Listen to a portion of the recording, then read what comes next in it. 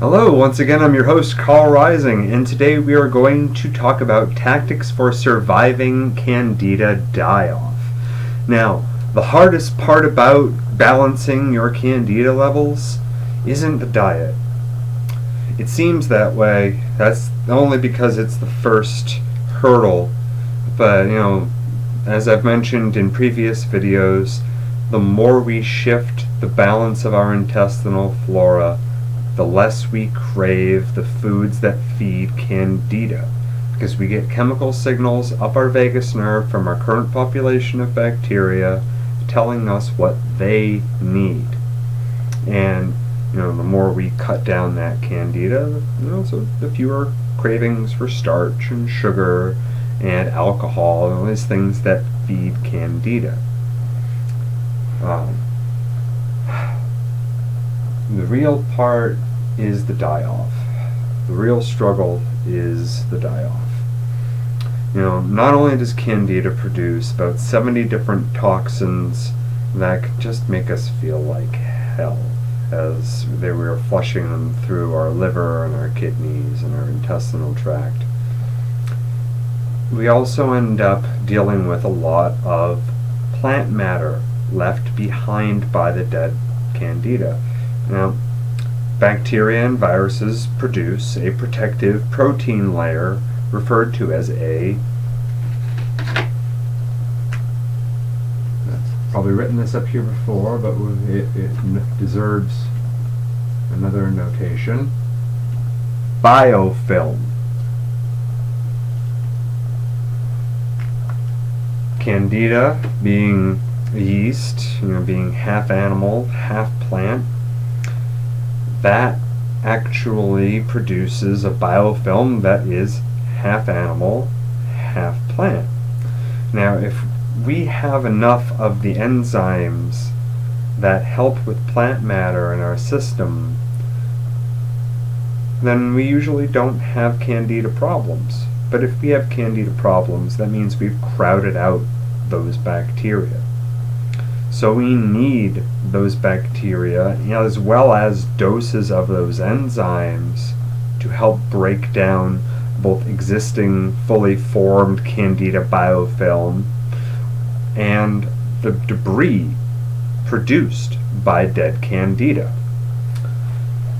There are foods that help with this. Fermented vegetable foods, such as apple cider vinegar or sauerkraut. Now, don't be fooled. You have to make sure that your vinegar and your sauerkraut have not been heated or filtered or changed in any way. If it's warm on the shelf in a can or in a jar, it's been heated so that the bacteria don't continue to populate inside that jar or that can and eventually crack or bulge it. So that's just a tactic by food producers and grocery stores, to have a product with a longer shelf life, but they've ruined the medicinal value of these things and they've turned them into a condiment. Same with the apple cider vinegar. Even though raw, unfiltered apple cider vinegar is usually best stored at room temperature or thereabouts, either room temperature or a little below, a cool, dark place kind of thing, you can still end up with filtered apple cider vinegar. It looks prettier. People don't know what that bit of floating stringy stuff on the bottom of the bottle is typically, and would be put off by it unless they knew what it was. And what that is live bacteria that give you cellulase and hemicellulase enzymes. Enzymes that our immune system will use, like a pick or a shovel or a gun or a sword or a knife, to tear apart dead and living Candida biofilm, as well as pollen, mold, and plant matter. Enzymes are a finite resource, so we need to make sure that we keep these levels up, especially dealing with the debris of dead Candida, which can be very debilitating. Fatigues, body pains, headaches, just irritability, end up, searching out comfort foods, partially because of cravings of Candida that are afraid of going down a population threshold level, or just to feel a momentary bit of bliss in the middle of hell. It's not worth it. Because then you just end up feeding the Candida more. So it's like, here's a door out of hell. And it's actually a lot hotter once you get past the doorway. It's just a little AC vent up there as a temporary bit of comfort. Don't fall for it. Just like, don't fall for refrigerated sauerkraut that still says pasteurized on the package. They're fooling you. Make sure that you're not buying a pasteurized sauerkraut, because the live bacteria and their enzymes are no longer present, which defeats most of the purpose of eating that particular food. Now, you may still have some of the prebiotic, the beneficial bacteria feeding properties of the sauerkraut, because the sauerkraut itself is full of a lot of really utilizable fiber for your beneficial bacteria, but you're not introducing any beneficial bacteria with it that will come in there already chewing on it and spitting out enzymes and doing their job. You'll have a much slower effect with a pasteurized sauerkraut, and all little to no effect aside from a little bit of stomach acid support from the apple cider vinegar if it's been pasteurized or filtered.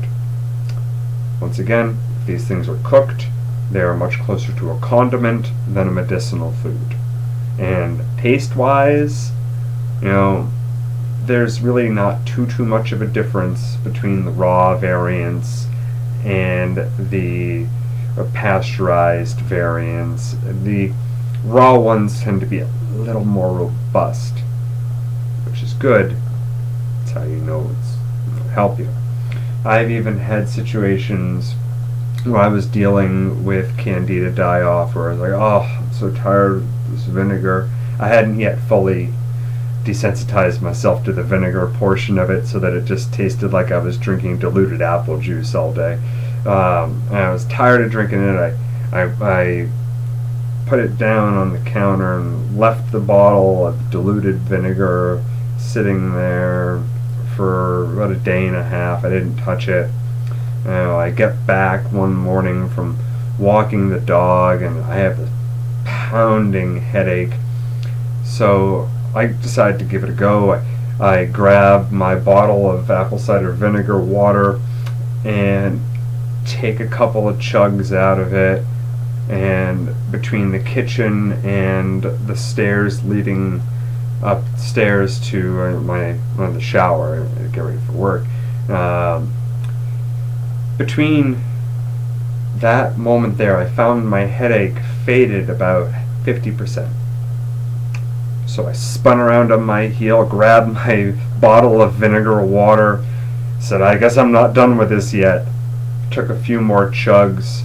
By the time I was done with my shower, my headache was pretty much gone. And by the end of the day, and especially the next day, my headache was completely gone, which was really nice, because Candida migraines suck. But the enzymes from the bacteria in the vinegar broke up the Candida biofilm that was in my bloodstream and took away those particular die-off symptoms.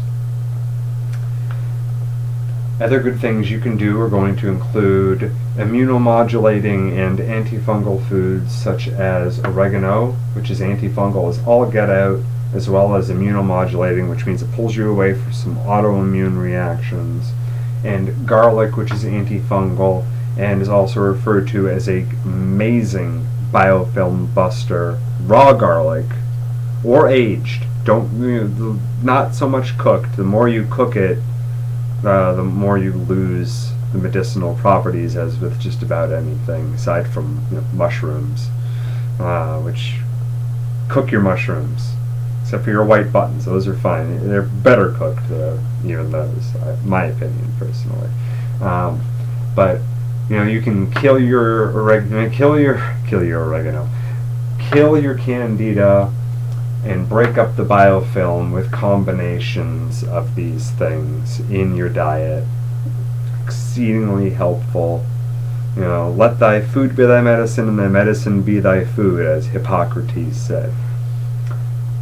Other helpful things down at the supplement store are going to be enzyme formulas and single enzyme encapsulations of cellulase or hemicellulase.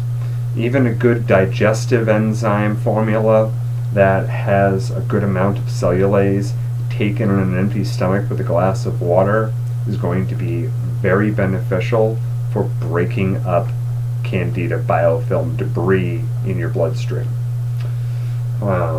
Give your immune cells that pick or that shovel or that gun or that sword or that knife that it needs for dealing with the problem, because no metabolic process happens without an enzyme to catalyze that process. And in this situation, we're talking about cellulase and hemicellulase. Now, another really important and often overlooked thing about Candida die-off is proper detoxification of the kidneys and the liver. Candida produces about 70 different toxic compounds, from mineral things like oxalate, which forms with calcium, calcium oxalate, or struvite, which is a really crystalline, sharp, hard mineral that can accrete, and these things produce kidney stones. They also are conducive in your tissues towards a pH that supports Candida thriving in that tissue, which we don't want. That's like terraforming an area for people that are for a species that's just going to destroy it even further. Don't do that. Don't let your oxalates build up, and definitely don't let them build up in your kidneys. Oxalates are acidic, and they can be part of the burning from autoimmune arthritic situations such as rheumatoid or psoriatic arthritis, and in conjunction with things like the apple cider vinegar, which is a nice boost to the acidity of not only your stomach acid but your urine, because of the acetic acid in it. We need to do a periodic kidney flush, and there's plenty of things out there. You go down to the local supplement store, go check out the kidney section.